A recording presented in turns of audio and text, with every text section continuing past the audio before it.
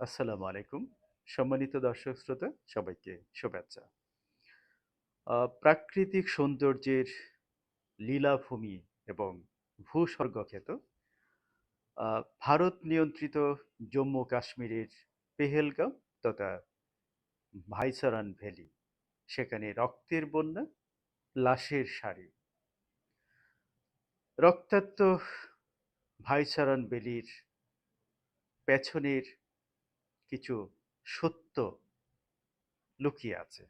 আপনাদেরকে সেই লুকানো সত্য বলতে চাই, তার আগে আপনারা স্মরণ করতে পারেন আহ, বাংলাদেশের পতিত স্বৈরাচার শেখ হাসিনা সরকার আমলে নিয়মিত বিরতিতে জঙ্গি হামলার ঘটনা ঘটত।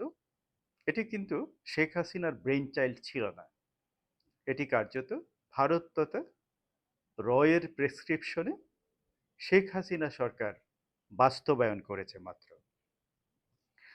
আহ, আপনারা আরো স্মরণ করতে পারেন আহ, আরাকান আর্মির জন্য করিডোর দেওয়ার ব্যাপারে আহ, মোরাল রাষ্ট্র আমেরিকার যে দীর্ঘকালের চেষ্টা, সেখানে আহ, শেখ হাসিনা কার্যত এক পায়ে দাঁড়িয়েছিল, কিন্তু তার স্বামী অর্থাৎ ভারত তথা মোদির গ্রিন সিগন্যাল না থাকায় শেখ হাসিনা সেই করিডোরটি দিতে কার্যত আহ, সময় ক্ষেপণ করছিলেন নানা ছলনায়। ফলে তাকে শেষ পর্যন্ত ক্ষমতাচ্যুত হতে হয়েছে।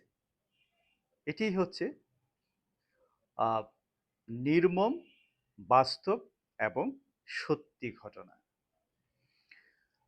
সম্মানিত দর্শক শ্রোতা, আরো স্মরণ করতে পারেন ডক্টর মোহাম্মদ ইউনূস সরকারের সঙ্গে আহ, ভারতের চিরশত্রু পাকিস্তানের সম্পর্কের যে নতুন মেরুকরণ। আহ, সম্প্রতি গেল সপ্তাহে পাকিস্তানের পররাষ্ট্রমন্ত্রী অত্যন্ত সাড়ম্বরপূর্ণ পরিবেশে সফর করে গেছেন, এবং এই মাসের শেষ দিকে সম্ভবত উপপ্রধানমন্ত্রী পাকিস্তানের বাংলাদেশ সফর করার কথা রয়েছে। অন্যদিকে আপনার আহ, মোদি তথা মিস্টার প্রধানমন্ত্রী নরেন্দ্র মোদীর অত্যন্ত ঘনিষ্ঠ বন্ধুজন বলে খ্যাত আমেরিকার প্রেসিডেন্ট, যুদ্ধবাজ, ঔন্নাসিক, মুসলিম বিদ্বেষী প্রেসিডেন্ট মিস্টার ডোনাল্ড ট্রাম্প ভারতের লোকদেরকে অত্যন্ত বেইজ্জতি করে হাতে হাত করা পরিয়ে তার দেশে ফেরত পাঠাচ্ছেন। ভারতের উল্লেখযোগ্য শিক্ষার্থীদেরকে পুশব্যাক করছেন।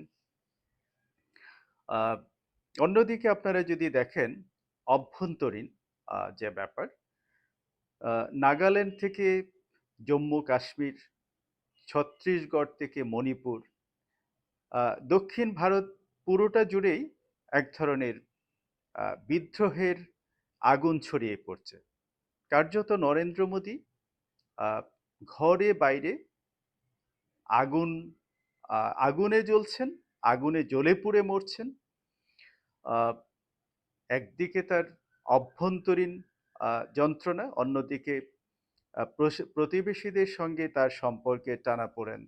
বিশেষ করে আহ, পাকিস্তান, বাংলাদেশ এবং আমেরিকার যে বলয় গড়ে উঠছে, নতুন মেরুকরণ গড়ে উঠছে, এখান থেকে আহ, তাদের দৃষ্টি এড়ানোর এবং ছন্দ পতনের এবং অনুকম্পা লাভের আর কি উপায় থাকতে পারে? ফলে নরেন্দ্র মোদী সরকার তথা রয়ের আহ, অত্যন্ত সুনিপুণ পরিকল্পনার বাস্তবায়ন হচ্ছে এই বাইসরান ভ্যালির এই লাশের খেলা, অর্থাৎ জঙ্গি নাটকের মঞ্চ। সম্মানিত দর্শক শ্রোতা, আপনাদেরকে একটি তথ্য দিতে চাই। যে স্থানটিতে আহ, এই ঘটনাটি ঘটেছে, জঙ্গি নাটকের ঘটনা ঘটেছে, সেখানে প্রতি 50 গজ অন্তর অন্তর ভারতীয় সেনা চৌকি এবং পুলিশও রয়েছে। এ ব্যাপারে আমার এক সামরিক কর্মকর্তা বন্ধুজন তিনি আমাকে জানিয়েছিলেন গত বছর তিনি সপরিবারে বেড়াতে গিয়েছিলেন এবং তিনি সেটা স্বচক্ষে ঘুরে দেখে এসেছেন এবং তিনি নিজেও আ তল্লাশির মুখোমুখি হয়েছেন। অর্থাৎ আ ভারতীয় সেনা তথা নিরাপত্তা কর্মীদের কাছ থেকে কোনো পর্যটকও কিন্তু আ তল্লাশি ছাড়া আ রেহাই পান না।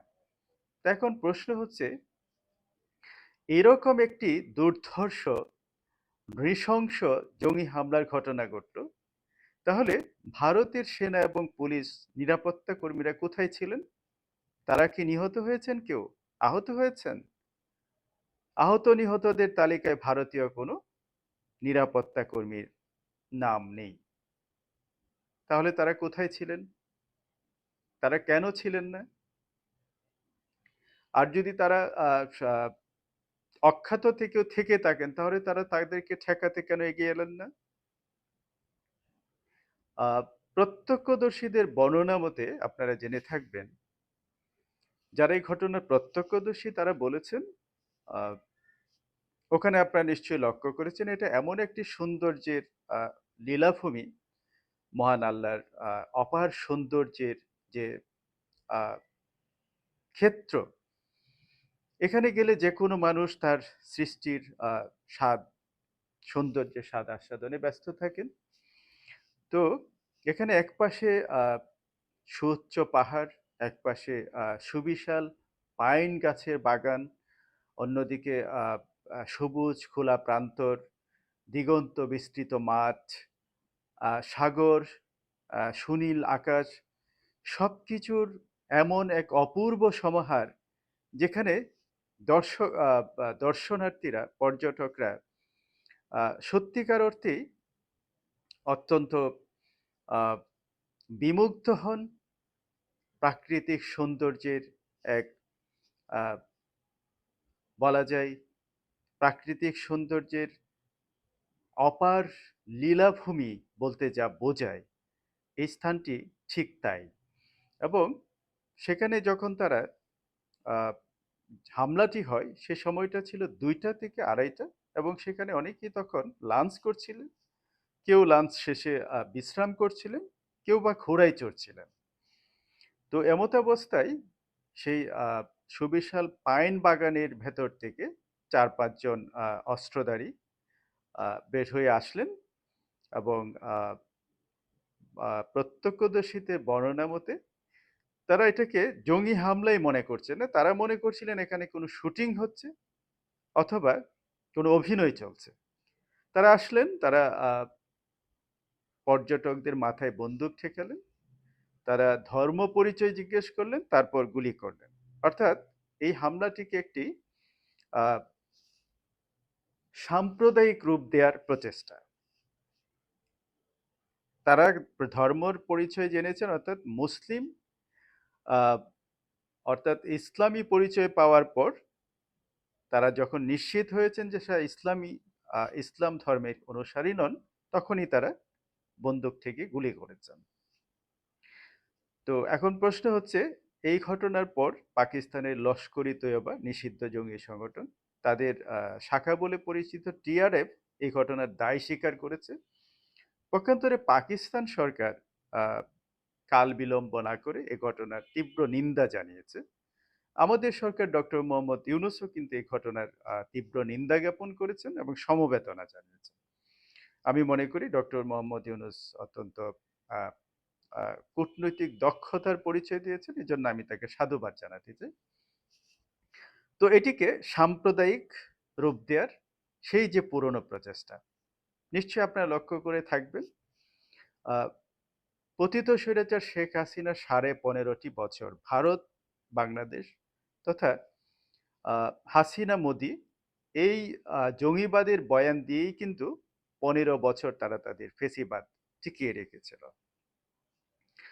তো এখন প্রশ্ন হচ্ছে আ নরেন্দ্র মোদির যে সামগ্রিক পরিস্থিতি, এমন একটি প্রেক্ষাপটে এরকম একটি নাটক তার জন্য তার মুখ রক্ষার জন্য, তার সরকারের জন্য, তার দেশের জনগণ, রাজনৈতিক প্রতিপক্ষ, আহ, আন্তর্জাতিক মোড়ল আমেরিকা এবং ভারত বাংলাদেশের সম্পর্ককে প্রশ্ন, দুঃখিত, আহ, বাংলাদেশ পাকিস্তানের নতুন মেরুকরণের যে সম্পর্ক সেটিকে প্রশ্নবিদ্ধ করার জন্য এরকম একটি নাটক সত্যিকার অর্থে অপরিহার্য হয়ে পড়েছিল।